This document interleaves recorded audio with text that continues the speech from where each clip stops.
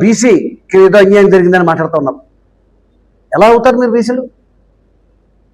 బీసీల కోసం వెళ్ళారు జైలుకి? తప్పుడు కేసుల్లో కల్తీ సారాగా తయారు చేసి జైలుకి వెళ్తే దానికి బీసీలకు సంబంధం ఏంటి? గౌడ కులాలకు సంబంధం ఏంటి?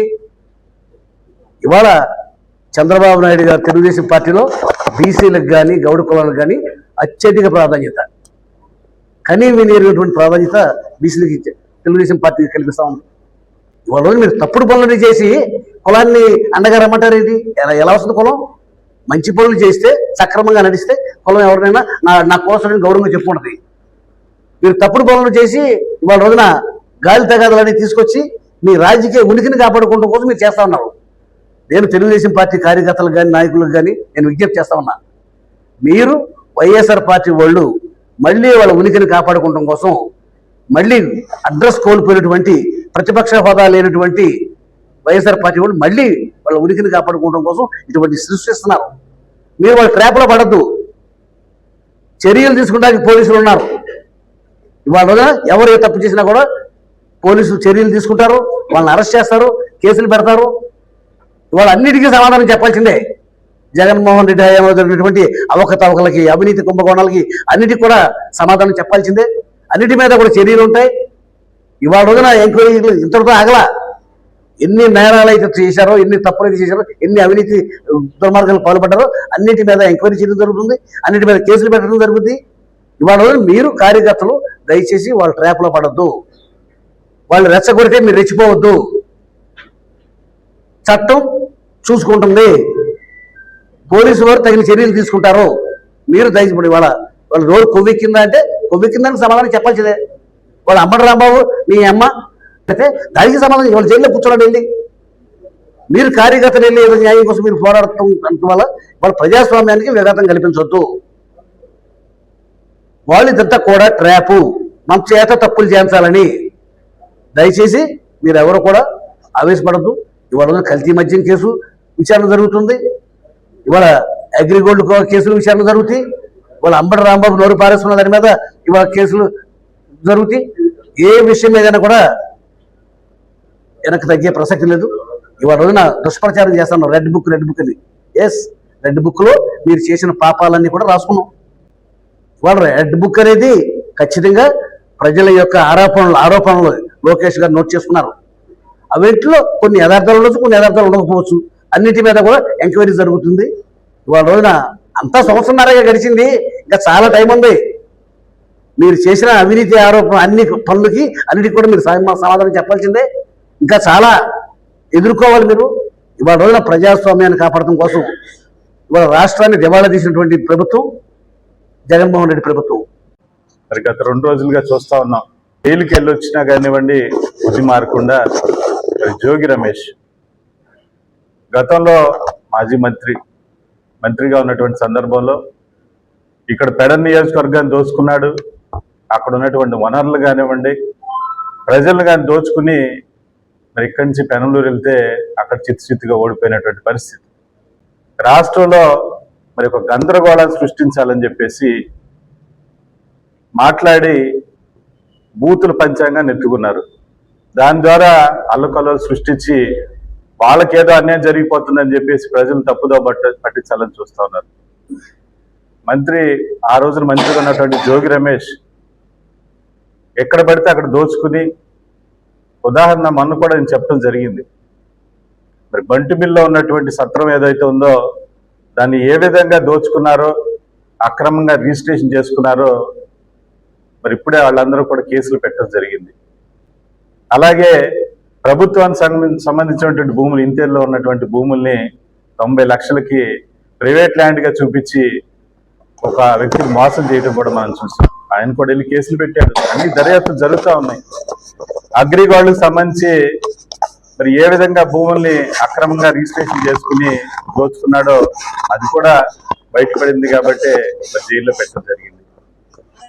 ఒక ఇవన్నీ కూడా కుదరకుండా పోవటం వల్ల ఈ రోజున చంద్రబాబు నాయుడు గారు కానివ్వండి, లోకేష్ బాబు గారు కానివ్వండి, ఈ రోజున అహర్నిశలు కష్టపడుతూ ఈ రాష్ట్రం అభివృద్ధి లక్ష్యంగా పనిచేస్తూ ఉంటే ప్రజలందరూ కూడా చాలా సంతోషంగా, ఆనందంగా ఉండి చూసి వారవలేనటువంటి జగన్మోహన్ రెడ్డి ఆయన మెప్పు కోసం కింద ఉన్నటువంటి మాజీ మంత్రులు కానివ్వండి, ఎమ్మెల్యేలు కానివ్వండి, నకిలీ మద్యం తయారు చేసి ప్రజల్లోకి విడుదల చేసి దాన్ని ఒక స్కామ్ గా చూపించాలని చెప్పేసి ప్రయత్నం చేసి మరి దొరికిపోయినటువంటి దొంగ జోగి రమేష్ సాక్ష్యాధారాలతో కూడా బయటపడినప్పటికి కూడా బుకాయిస్తూ ఉన్నాడు. ఈ రోజున జైలుకి వెళ్ళొచ్చి కూడా మళ్ళీ అడ్డదిడ్డంగా మాట్లాడుతున్నటువంటి సందర్భం. ఈ రోజున మాట్లాడుతూ ఉన్నాడు ఇదొక విష సంస్కృతి అని చెప్పేసి. అసలు వైసీపీ ప్రభుత్వం ఉన్నప్పుడు ఏ విధంగా దాడులు చేశారో మనం చూసాం. ఆ రోజున ఎక్కడ చూసినా కానివ్వండి, ప్రశ్నిస్తే దాడులు చేసి కేసులు పెట్టినటువంటి కొత్త సంస్కృతి తెరలేపిందే వైసీపీ, జగన్మోహన్ రెడ్డి. ఆ రోజున తెలుగుదేశం పార్టీ ఆఫీస్ మీద దాడి చేసింది ఎవరు? జగన్మోహన్ రెడ్డి మీద ఇంప్రెస్ చేయడానికి జోగి రమేష్ చంద్రబాబు నాయుడు గారి ఇంటి దగ్గరికి వెళ్ళినటువంటి సందర్భం అందరికి తెలిసినటువంటి విషయమే. అట్లాగే గన్నవరంలో ఉన్నటువంటి పార్టీ ఆఫీస్ మీద దాడులు చేసి అక్కడ ఉన్నటువంటి తెలుగుదేశం పార్టీ నాయకులందరి మీద కేసులు పెట్టినటువంటి విషయం అందరికి తెలిసిందే. మా పార్టీ ఎప్పుడు కూడా తెలుగుదేశం పార్టీ కానివ్వండి, నారా చంద్రబాబు నాయుడు గారు కానీ క్రమశిక్షణ తోటి మా పార్టీని ముందుకు తీసుకెళ్తున్నటువంటి పరిస్థితి. ఎక్కడా కూడా ఎవరైనా తప్పులు చేస్తే మరి ఈవెన్ తెలుగుదేశం పార్టీ నాయకులు ఎవరైనా కావచ్చు, పూర్తిగా క్రమశిక్షణ అనేది ఒకటి ఉంటుంది. వాళ్ళ మీద చర్యలు తీసుకుంటారు. మీకులాగా రఫా అన్నా కానివ్వండి, మీ జగన్మోహన్ రెడ్డి దాన్ని సమర్థించేటువంటి వ్యక్తి మా ముఖ్యమంత్రి చంద్రబాబు నాయుడు గారు కాదు. ఎవరో కొట్టేస్తే మా వాళ్ళకి బీపీ వచ్చిందని చెప్పేసినటువంటి జగన్మోహన్ రెడ్డి ఆ రోజు చూసాం. ఇవన్నీ కూడా ఎవరు సమర్థించారు, ఎవరు ప్రోత్సహించారు? మీ నాయకుడు సమర్థించాడు కాబట్టే ఈ రోజున మీరు విచ్చలవిడిగా మాట్లాడుతూ ఆయన ఇంప్రెస్ చేయాలని చెప్పేసి ఈరోజు చేస్తా ఉన్నారు. ఈ రోజున తప్పు చేసిన ప్రతిసారి కూడా జోగి రమేష్ బీసీ కార్డును ముందుకు తీసుకొచ్చే ప్రయత్నం చేస్తా ఉన్నాడు.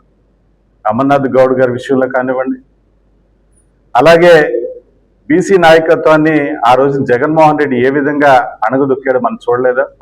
కొల్లు రవీంద్ర గారు కానివ్వండి, అచ్చెన్నాయుడు గారు కానివ్వండి, అయ్యన్న పాత్రుడు గారు కానివ్వండి, ఇక్కడే ఉన్నటువంటి గురుమూర్తి గారి మీద కానివ్వండి, ఇట్లా బీసీకి సంబంధించినటువంటి మాజీ మంత్రులు కానివ్వండి, వారందరి మీద అక్రమంగా కేసులు బనాయించి ఆ రోజున వాళ్ళందరినీ కూడా అణగదొక్కింది మరి వైసీపీ ప్రభుత్వం కాదా?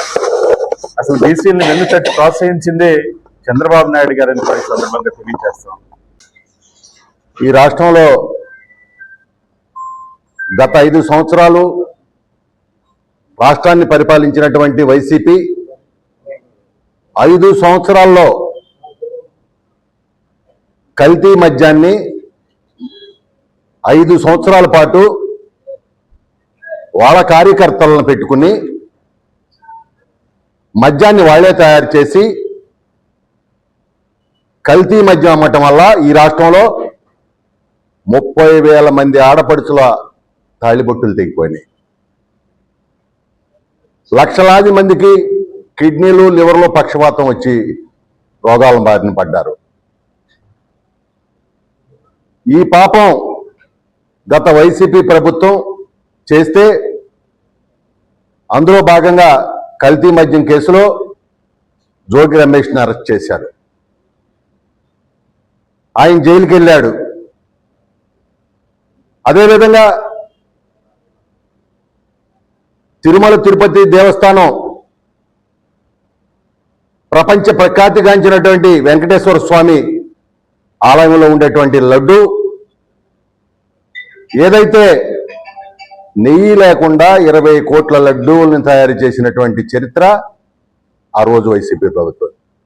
ఈ మాట ఎవరు చెప్పారు? సుప్రీంకోర్టు నియమించినటువంటి సిట్టే చెప్పింది.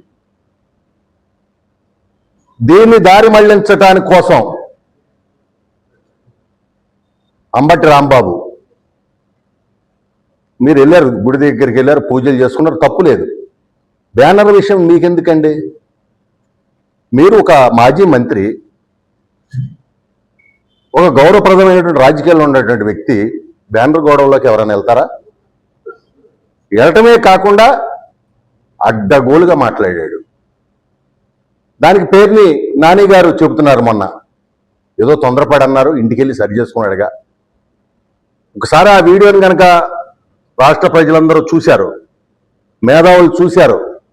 ఒక మాజీ మంత్రి, ఒక న్యాయవాది అంత ఘోరంగా కార్యకర్తలను ఏ విధంగా మాట్లాడాడు, ఏ విధంగా సవాలు చేశాడు, చంద్రబాబు నాయుడు గారి తల్లిని ఏ విధంగా మాట్లాడాడు అనేది ఎన్నిసార్లు పోలీసులు ఆపుతుంటే ఆగుతున్నాడు ఆయన. నేను అడుగుతున్నా, ఈరోజు వైసీపీ సంబంధించిన నాయకులు అందరూ మాట్లాడుతూ ఉన్నారు. మీరు ఆయన సమర్థిస్తున్నారు కదా, అంటే తల్లిని ఆ విధంగా తిట్టొచ్చని మీరు సమర్థిస్తున్నారా? తిట్టినటువంటి వ్యక్తిని గడ్డి పెట్టాల్సింది పోయి ఈ కులమని చెప్పి, ఈ మతం అని చెప్పి మాట్లాడుతూ ఉన్నారంటే దీన్ని ఎక్కడికి తీసుకెళ్తున్నారు ఈ వ్యవస్థని ఒకసారి ఆలోచన చేయమని అడుగుతా ఉన్నా ప్రజలను. పైగా వీళ్ళిద్దరూ జైలు నుంచి వచ్చినటువంటి జోగి రమేష్ అడ్డగోలుగా మాట్లాడుతూ ఉన్నాడు. నేను అడుగుతున్నా, నువ్వు తప్పు చేయకుండానే జైలుకి వెళ్ళావా? కనీసం నువ్వు జైలుకి వెళ్ళి వచ్చినా కూడా బుద్ధి జ్ఞానం లేకుండా మాట్లాడితే ఏ విధంగా కుదిరిద్ది?